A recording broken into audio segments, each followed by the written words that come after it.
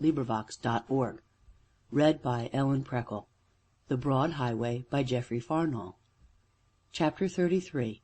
In which I fall from folly into madness.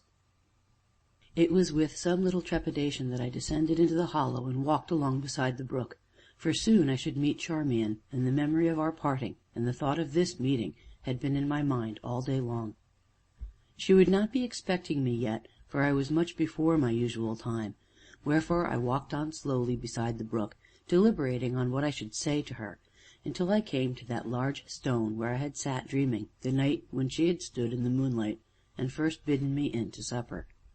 And now, sinking upon this stone, I set my elbows upon my knees and my chin in my hands, and, fixing my eyes upon the ever-moving waters of the brook, fell into a profound meditation. From this I was suddenly aroused by the clink of iron and the snort of a horse. Wondering, I lifted my eyes, but the bushes were very dense, and I could see nothing.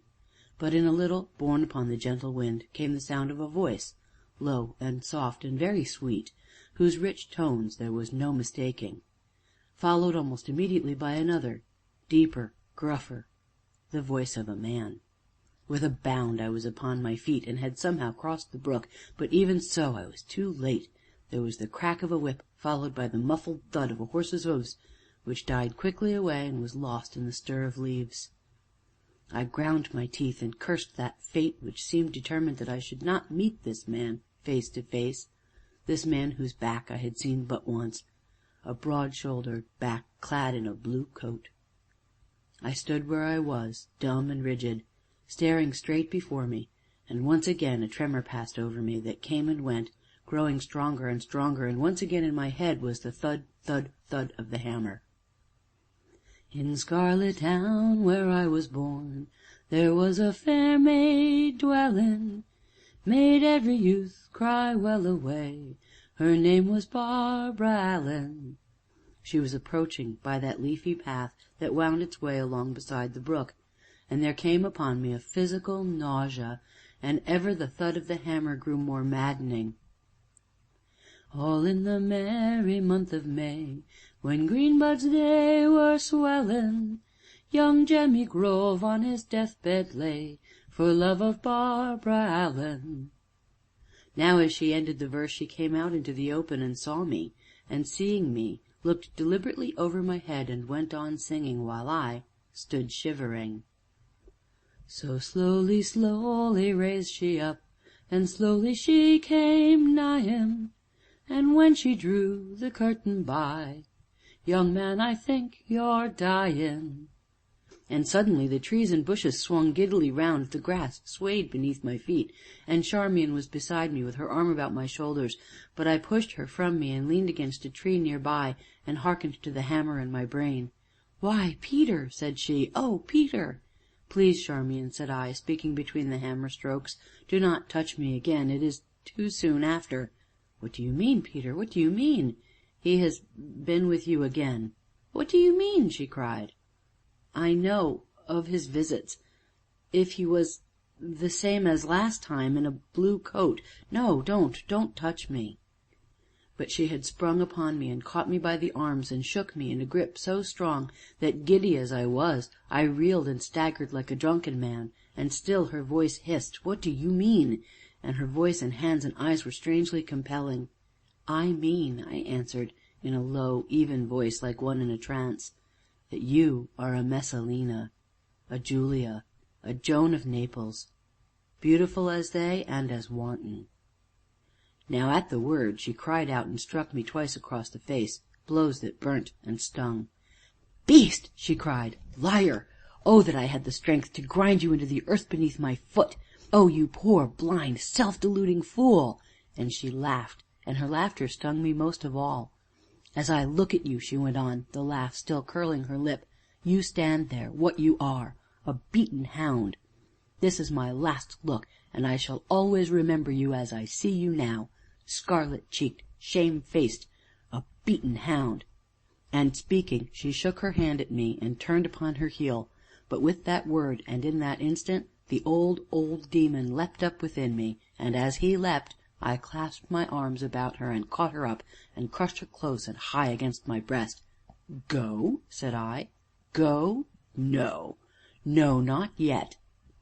And now, as her eyes met mine, I felt her tremble, yet she strove to hide her fear, and heaped me with bitter scorn, but I only shook my head and smiled. And now she struggled to break my clasp, fiercely, desperately. Her long hair burst its fastenings, and enveloped us both in its rippling splendor. She beat my face, she wound her fingers in my hair, but my lips smiled on, for the hammer in my brain had deadened all else. And presently she lay still. I felt her body relax and grow suddenly pliable and soft. Her head fell back across my arm, and, as she lay, I saw the tears of her helplessness ooze out beneath her drooping lashes. But still I smiled. So, with her long hair trailing over me, I bore her to the cottage. Closing the door behind me with my foot, I crossed to the room and set her down upon the bed.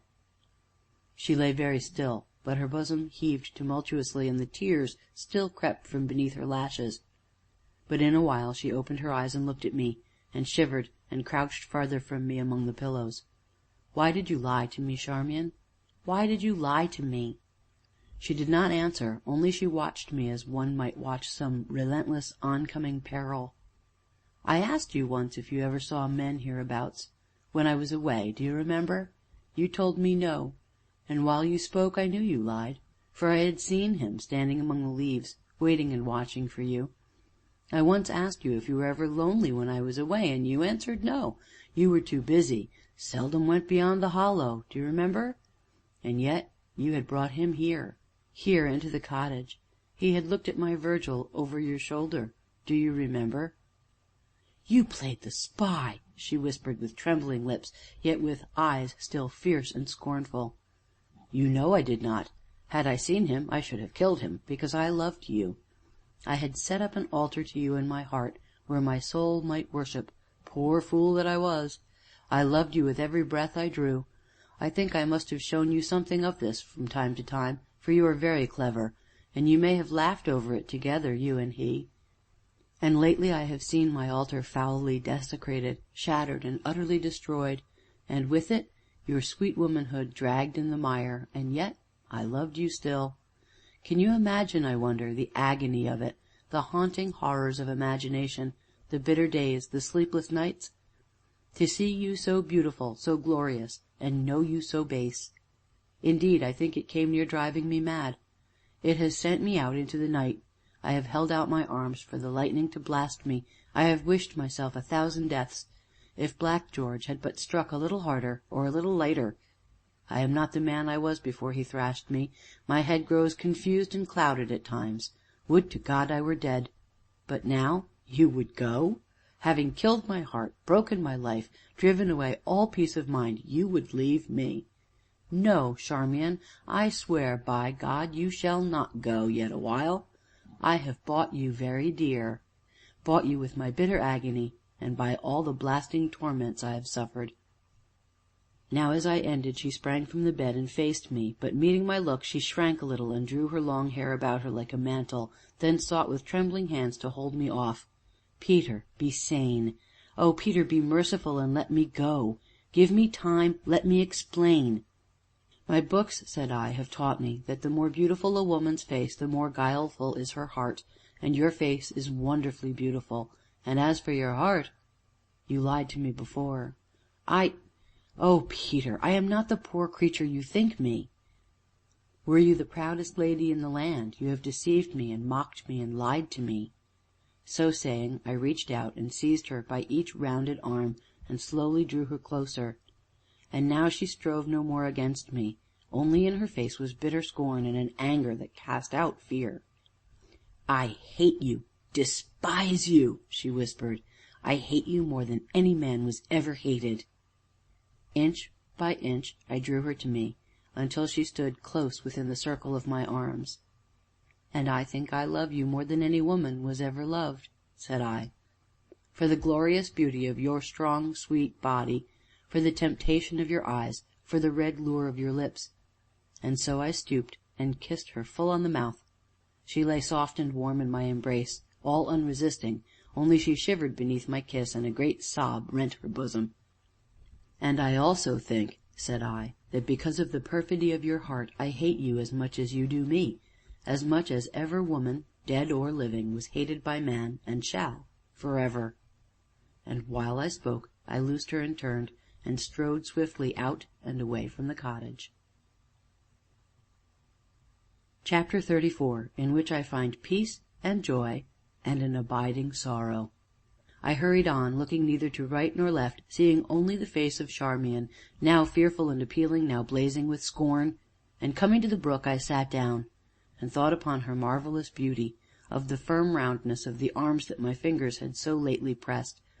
Anon I started up again, and plunged knee-deep through the brook, and strode on, bursting my way through bramble and briar, heedless of their petty stings, till at last I was clear of them, being now among trees.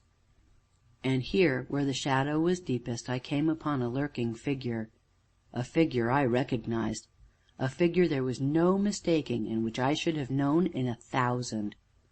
A shortish, broad-shouldered man, clad in a blue coat, who stood with his back towards me, looking down into the hollow, in the attitude of one who waits. For what? For whom? He was cut off from me by a solitary bush, a bramble that seemed to have strayed from its kind and lost itself, and, running upon my toes, I cleared this bush at a bound, and, before the fellow had realized my presence, I had pinned him by the collar. "Damn you, show your face!" I cried, and swung him round so fiercely that he staggered and his hat fell off. Then, as I saw, I clasped my head between my hands and fell back, staring. A grizzled man with an honest, open face, a middle-aged man whose homely features were lighted by a pair of kindly blue eyes, just now round with astonishment. "Lord, Mr. Peter!" he exclaimed. "Adam!" I groaned. "Oh, God forgive me, it's Adam!" "Lord, Mr. Peter!" said he again, "you sure give me a turn. What's the matter wi' you, sir? Come, Mr. Peter, never stare so wild like. Come, sir, what is it?" "Tell me quick," said I, catching his hand in mine. "You have been here many times before of late?" "Why, yes, Mr. Peter, but—" "Quick," said I. "On one occasion she took you into the cottage yonder and showed you a book. You looked at it over her shoulder?" "Yes, sir, but—" "What sort of book was it?" "An old book, sir, with the cover broken, wi' your name writ down inside of it. 'Twas that way she found out who you was." "Oh, Adam!" I cried. "Oh, Adam! Now may God help me!" And, dropping his hand, I turned and ran until I reached the cottage, but it was empty. Charmian was gone. In a fever of haste I sought her along the brook, among the bushes and trees, even along the road, and, as I sought, night fell, and in the shadows was black despair. I searched the hollow from end to end, calling upon her name, but no sound reached me save the hoot of an owl and the far-off, dismal cry of a corncrake. With some faint hope that she might have returned to the cottage, I hastened thither, but, finding it dark and desolate, I gave way to my despair. Oh, blind, self-deceiving fool! She had said that, and she was right, as usual. She had called me an egoist. I was an egoist, a pedant, a blind, self-deceiving fool, who had wilfully destroyed all hopes of a happiness, the very thought of which had so often set me trembling. And now she had left me, was gone. The world, my world, was a void. Its emptiness terrified me. How could I live without Charmian, the woman whose image was ever before my eyes, whose soft, low voice was ever in my ears? And I had thought so much to please her, I, who had set my thoughts to guard my tongue, lest by word or look I might offend her, and this was the end of it. Sitting down at the table, I leaned my head there, pressing my forehead against the hard wood, and remained thus a great while. At last, because it was very dark, I found and lighted a candle, and came and stood beside her bed. Very white and trim it looked, yet I was glad to see its smoothness rumpled where I had laid her down, and to see the depression in the pillow that her head had made. And while I stood there, up to me stole a perfume very faint, like the breath of violets in a wood at evening time, wherefore I sank down upon my knees beside the bed. And now the full knowledge of my madness rushed upon me in an overwhelming flood, but with misery was a great and mighty joy, for now I knew her worthy of all respect and honor and worship, for her intellect, for her proud virtue, for her spotless purity. And thus, with joy came remorse, and with remorse an abiding sorrow. And gradually my arms crept about the pillow where her head had so often rested, wherefore I kissed it, and laid my head upon it, and sighed, and so fell into a troubled sleep. In which I find peace and joy and an abiding sorrow.